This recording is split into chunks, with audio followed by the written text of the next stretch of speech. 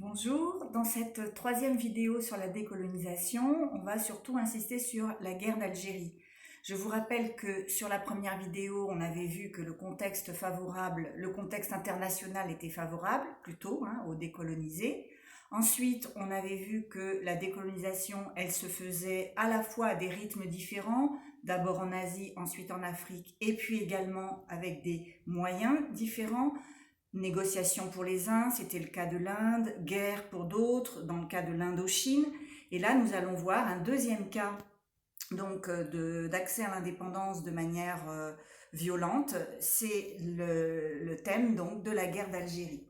Alors, pour rappel, évidemment, l'Algérie n'a pas le même statut que les autres colonies françaises, parce qu'en effet, depuis sa colonisation en 1830, l'Algérie est conçue dès le départ comme une colonie de peuplement. Qu'est-ce que ça veut dire? Ça veut dire que par rapport à des colonies qu'on appelle des colonies d'exploitation, comme l'Indochine, où la France s'installait pour exploiter principalement les ressources du sol, du sous-sol, en laissant sur place quelques familles françaises, là, pas du tout.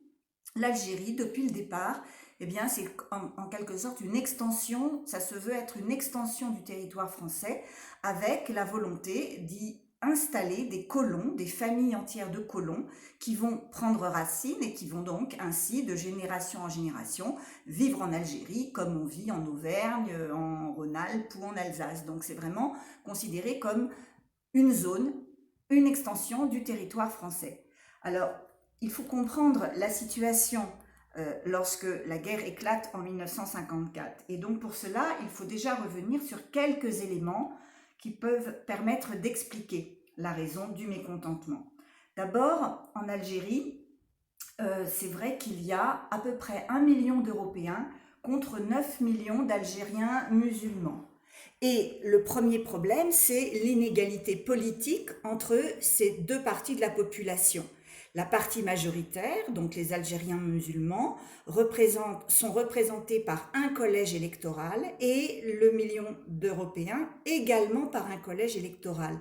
Alors je ne sais pas si vous vous rappelez du cours que vous aviez peut-être fait, sûrement même en quatrième, sur la Révolution française, quand juste avant la Révolution, vous aviez un système très inégalitaire de vote par ordre. Le tiers-état comptait pour une voix, la noblesse comptait pour une voix et le clergé pour une voix, alors que le tiers-état représentait 98% quasiment de la population.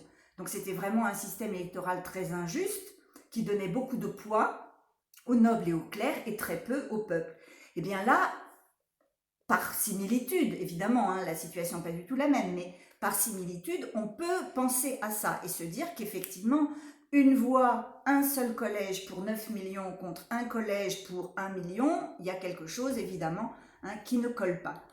À ces inégalités politiques s'ajoutent des inégalités économiques et sociales très fortes entre la communauté des colons, donc des Français, mais pas que, vous aviez également d'autres ressortissants de pays européens qui vivaient en Algérie, mais enfin majoritairement des Français, donc, et les Algériens. Alors notamment, ces inégalités, elles se traduisent dans l'agriculture par le fait que aux colons, on a cédé les meilleures terres, les terres du littoral, celles qui sont les plus fertiles, où les colons ont utilisé donc ces terres fertiles pour produire ce qu'on appelle de l'agriculture commerciale, c'est-à-dire une agriculture destinée à être exportée vers la métropole, vers la France.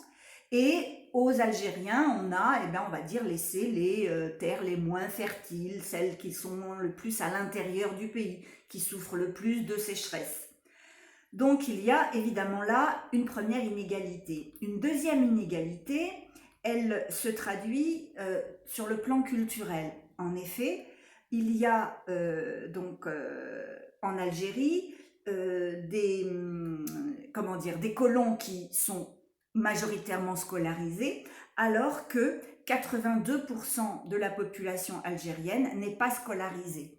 Et quelque chose qui est aussi mal vécu par les Algériens, c'est que le français est la langue, bien sûr, officielle, et l'arabe, elle, est apprise au lycée comme une seconde langue, comme une langue étrangère. Donc on peut penser que ça peut paraître effectivement particulièrement choquant pour les Algériens dont la langue maternelle n'est pas vraiment reconnue.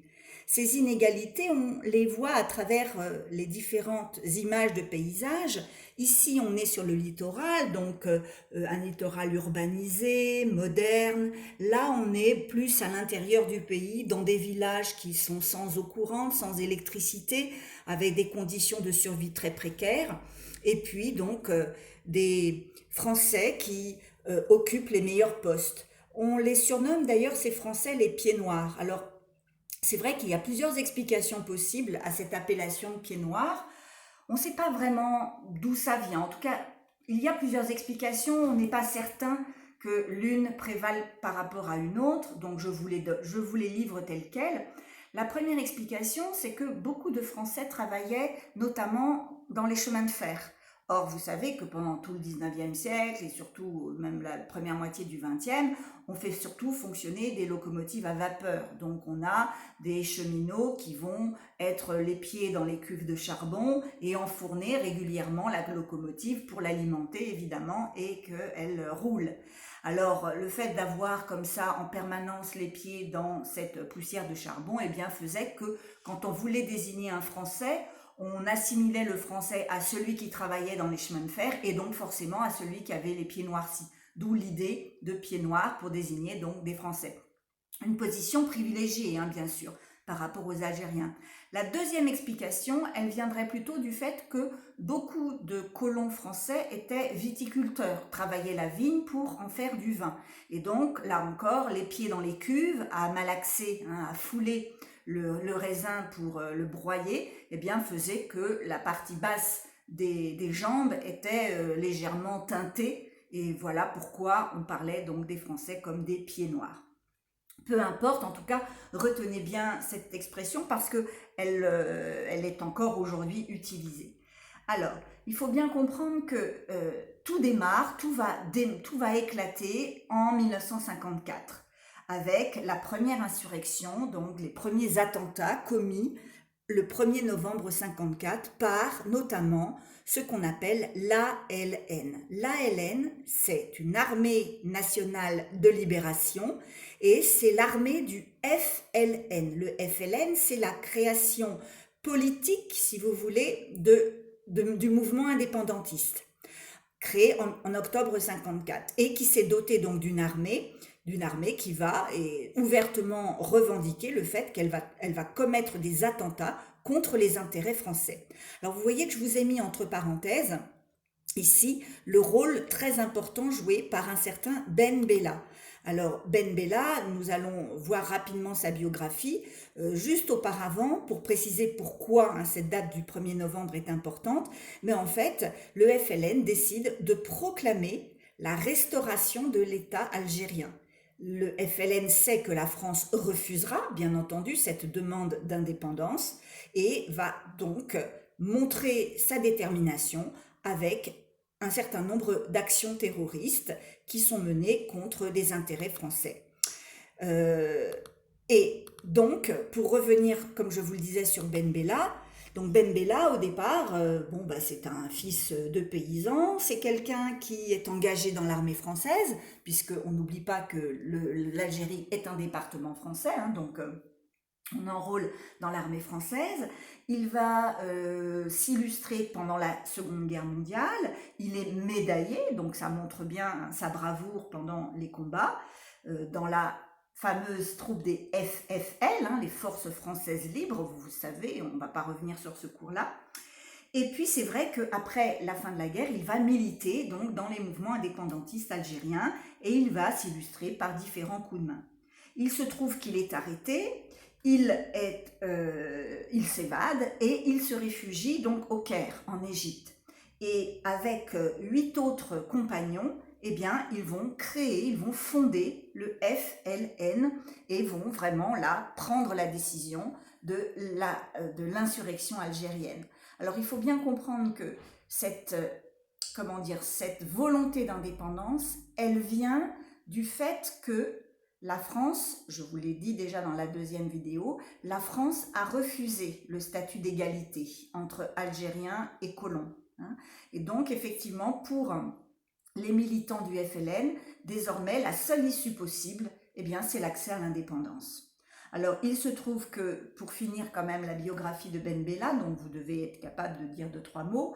Donc en 1956, son avion est intercepté, il est interné en France, mais son prestige ne diminue pas et il sera l'un des négociateurs des accords d'Évian, c'est-à-dire des accords qui mettent fin à la domination française en Algérie, et il deviendra donc le premier président de la République algérienne. Alors, le voilà également ici, hein, voilà, sur l'image là. Donc, je vais avancer. Alors, donc, je vous ai dépeint la situation. Un territoire français auquel la France est très attachée, avec une population française sur place, des femmes, des enfants, des entreprises, des agriculteurs.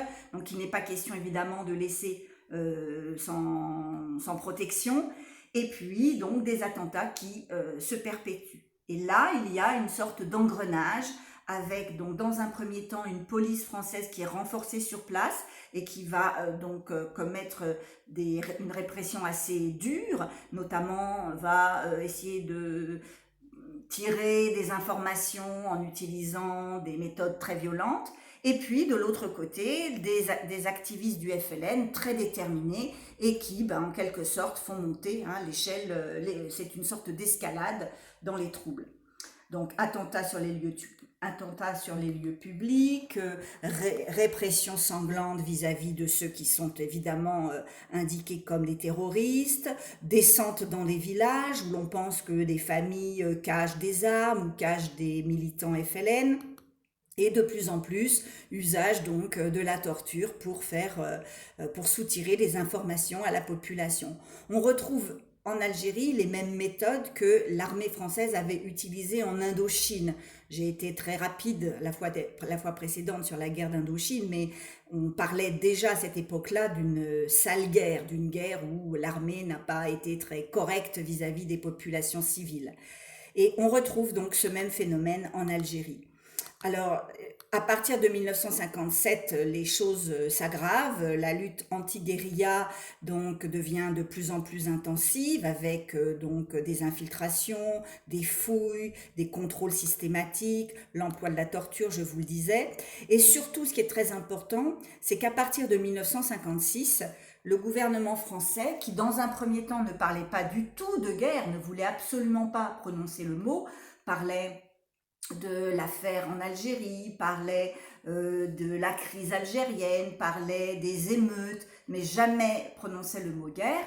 Eh bien, le gouvernement décide d'envoyer l'armée, et pas seulement une armée de professionnels, mais ce qu'on appelle les appelés du contingent, c'est-à-dire les jeunes gens qui sont en âge d'effectuer leur service militaire. Et vous voyez donc sur le diaporama que cette armée, eh bien, très rapidement, les effectifs gonflent, puisque vous voyez, au début de l'année 1956, on comptait 190 000 soldats, et à la fin de l'année, ils sont plus de 450 000. Le général Massu, eh bien, se voit doté des pleins pouvoirs. Le voilà, et plein pouvoir, ça veut dire usage de tous les moyens possibles pour mettre fin donc à ce qui ressemble de plus en plus à une véritable guerre. Alors, beaucoup de choses, évidemment, se passent sur le terrain, mais il faut bien comprendre que très rapidement, cette guerre d'Algérie, eh bien, en fait, elle déborde sur le territoire français. En France, vous avez de plus en plus une fracture dans l'opinion publique entre ceux qui estiment que le peuple algérien mérite légitimement d'accéder à l'indépendance et ceux qui pensent que c'est juste impensable de céder l'Algérie, et pourquoi pas la Bretagne, et pourquoi pas l'Alsace. Donc, l'Algérie est française et elle ne peut pas être autrement. Donc vous avez une vraie fracture, et pas simplement un débat d'idées entre des gens qui ne seraient pas d'accord le dimanche à table et qui s'enverraient des radis à la figure.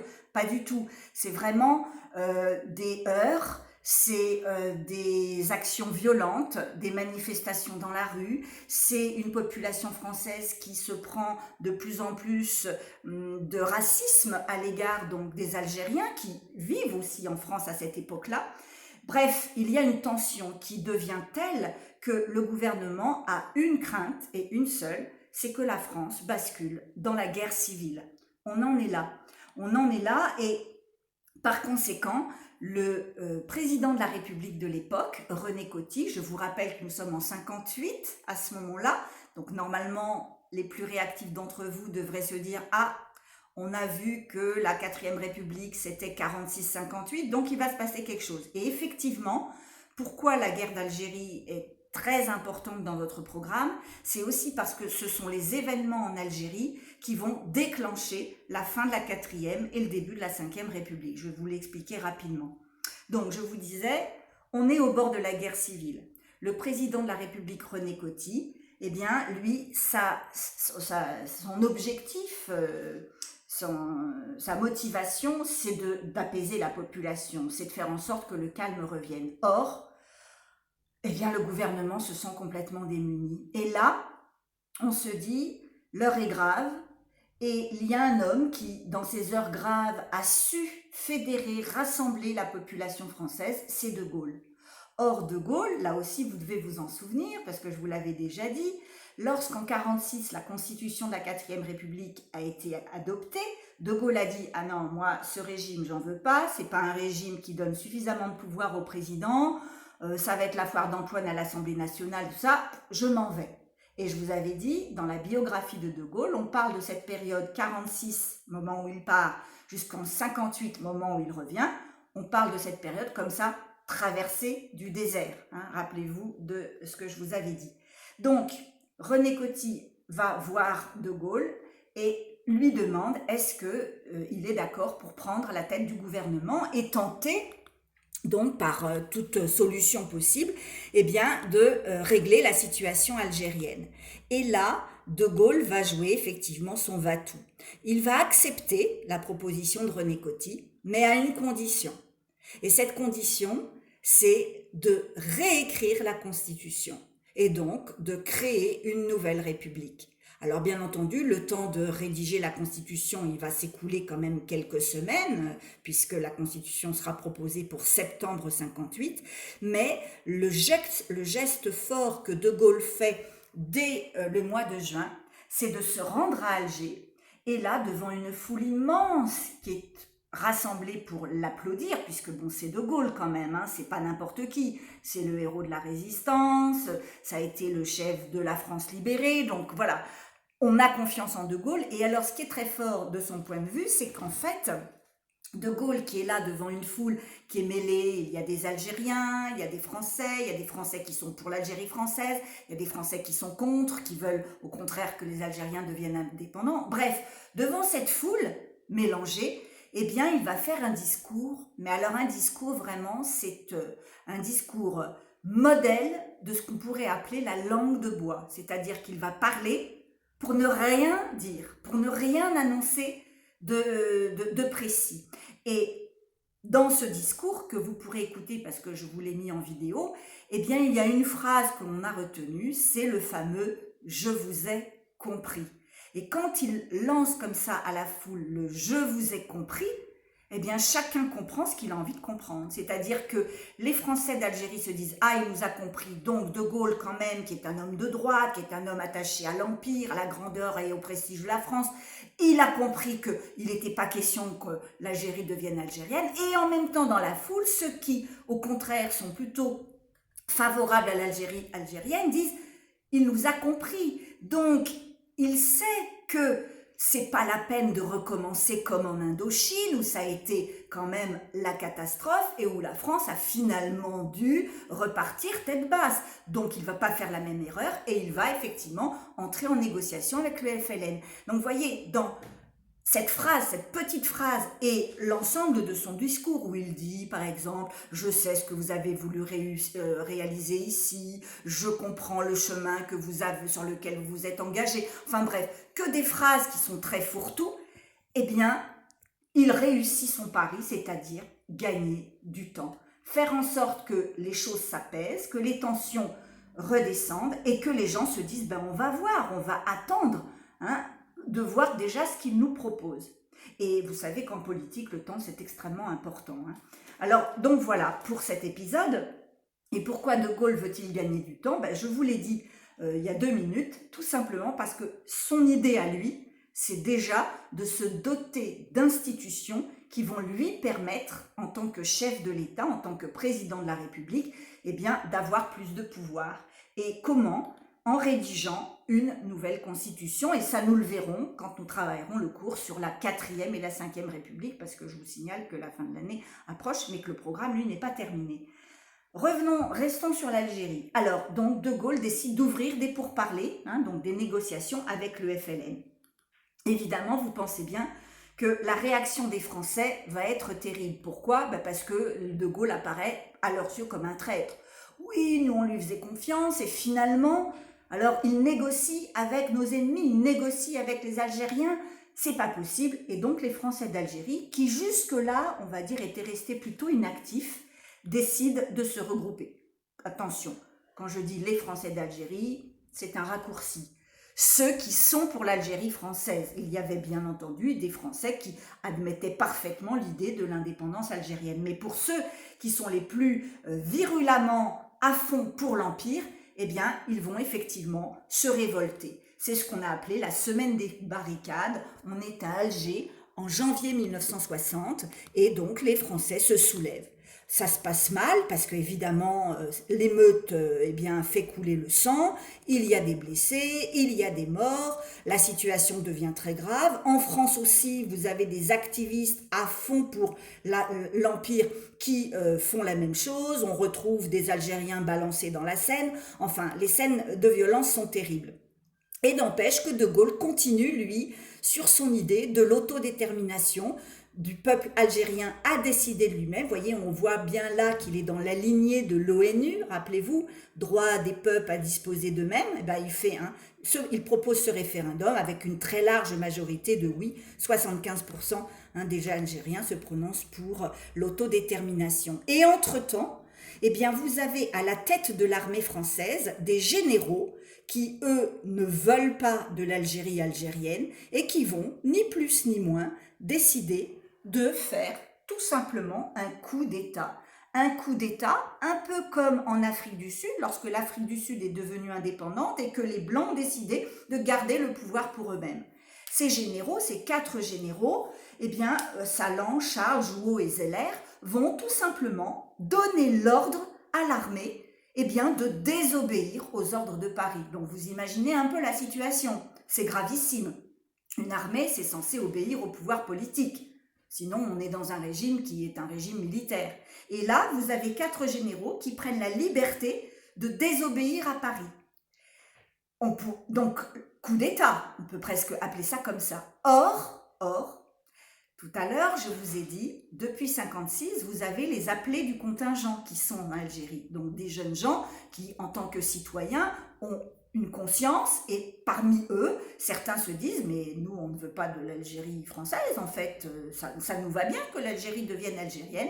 Et donc lorsque les ordres de ces 4 généraux vont être relayés dans les différentes casernes en Algérie pour dire à partir de maintenant vous n'obéirez plus aux ordres de Paris, eh bien vous avez le contingent qui refuse. Et c'est cette désobéissance, on peut presque dire civile, civique, de ces jeunes gens, de ces jeunes citoyens qui étaient envoyés là dans une guerre qui finalement ne les concernait pas directement. Donc vous voyez, vous l'avez là notamment sur le mur, ils ont ces jeunes gens peints, le contingent ne marche pas, sous-entendu, eh bien les soldats refusent de suivre les officiers rebelles et ils vont donc soutenir la fermeté du général de Gaulle. Le général de Gaulle qui suspendra immédiatement bien sûr ces 4 généraux et qui, de manière très méprisante d'ailleurs, parlera d'eux en disant le carteron des généraux en retraite, sous-entendu, ce sont des has-beens, ils sont dépassés, ils n'ont rien compris au sens de l'histoire, et mieux vaut accepter et négocier l'indépendance avec l'Algérie. Sauf que les choses ne s'arrêtent pas là. Pourquoi ? Parce que parmi les plus virulents des activistes, eh bien, vous avez des gens qui vont créer l'OAS. L'OAS, c'est l'organisation de l'armée secrète et c'est une organisation terroriste de Français activistes qui ont un objectif, c'est rendre aux Algériens l'Algérie de 1830. C'est-à-dire, ils veulent une politique de la terre brûlée. Ils veulent saccager, détruire tout ce que les colons ont bâti jusque-là. Ils veulent tout faire pour empêcher un accord avec le FLN. Ils sont prêts même à attaquer De Gaulle. En effet, l'attentat du Petit Clamart en 1962, eh bien, c'est un attentat contre le général de Gaulle lui-même. Il est blessé à l'épaule, rien de grave, mais cet attentat, il va marquer les esprits. Il va marquer les esprits parce que quelque part, la personnalité du général de Gaulle, eh bien, elle s'est trouvée fragilisée par l'attentat. Et en même temps, De Gaulle va faire de cet attentat une arme politique redoutable, puisqu'il va profiter de cet attentat pour dire aux Français: il faut que le président de la République ait une légitimité indiscutable. Et pour que cette légitimité soit indiscutable, il faut qu'il soit élu par vous, les citoyens. Il faut que le président soit élu au suffrage universel direct. Alors vous voyez là encore comment les événements en Algérie viennent s'immiscer dans la modification de la Constitution. En 1958, le président de la République n'est pas élu par les Français, il est élu au suffrage indirect. Mais à partir de 1962, et de cette réforme constitutionnelle, eh bien, il sera élu par l'ensemble des Français. Il y a un beau sujet sur lequel on pourrait rédiger, c'est en quoi les événements ou la guerre d'Algérie a influé sur nos institutions républicaines. Donc, je reviens à l'OAS, à ses méthodes, on va dire, terroristes, avec notamment eh bien, des attentats commis sur le territoire français, sur le territoire algérien, et donc une population qui eh bien, souffre de cela, puisqu'effectivement, tous ces attentats, avec les drames humains que ça provoque, fait que la situation sur place se pourrit. Il devient quasi impossible pour les Français et les Algériens de cohabiter en terre algérienne. Et ça, évidemment, ça va être un drame. Pourquoi? Alors ça, c'est une petite vidéo que vous pourrez regarder. Ça va être un drame. Pourquoi? Parce que même après le cessez-le-feu, même après la reconnaissance de l'indépendance qui se fait donc en juillet 1962, vous voyez, signature des accords d'Évian, donc le 18 mars 1962, c'est la date à laquelle la France reconnaît l'indépendance. Eh bien, malgré cela, j'allais dire en accompagnement de cela, il va y avoir un drame humain. Et ce drame humain, de quoi s'agit-il? Eh bien, il s'agit de l'exode des 900 000 pieds noirs qui vivaient en Algérie et qui comprennent qu'après l'indépendance, ils ne pourront plus cohabiter avec les Algériens. Ça va être difficile parce que, encore une fois, beaucoup de familles ont été impactées par les attentats, par les morts, par les blessés. Ça devient trop difficile. Et c'est vrai que ces Français qui vont partir d'Algérie, ils vont partir avec leurs valises. Ceux qui étaient propriétaires de terre laissent leur terre, ceux qui étaient propriétaires de boutiques la laissent également. Donc ça va être très très difficile.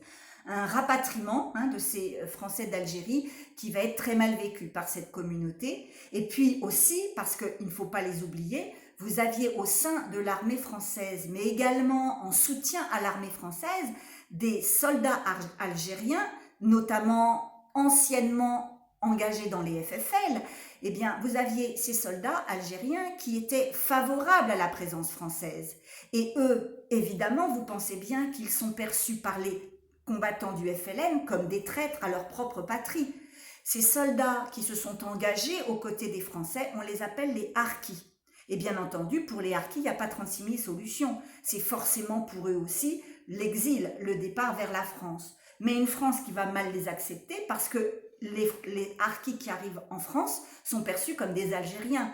Or, le racisme contre les Algériens, en 1962, il est très très fort parce qu'il y a cette formule, vous avez voulu l'indépendance, eh bien très bien, alors rentrez chez vous, vous n'avez plus rien à faire ici, chez nous. Et ça, c'est très violent, surtout vis-à-vis de ceux qui, au contraire, ont parfois même donné de leur vie, ont été blessés, ont eu des proches tués dans leur combat aux côtés de la France. Donc ces harkis, beaucoup d'ailleurs vont être tués sur place parce que, comme vous le voyez sur le diaporama, eh bien, il va falloir, pour que l'armée française batte en retraite et rentre, il va falloir laisser sur place, évidemment, des combattants. Et ces combattants, ce sont les fameux harkis qui vont être souvent sommairement exécutés.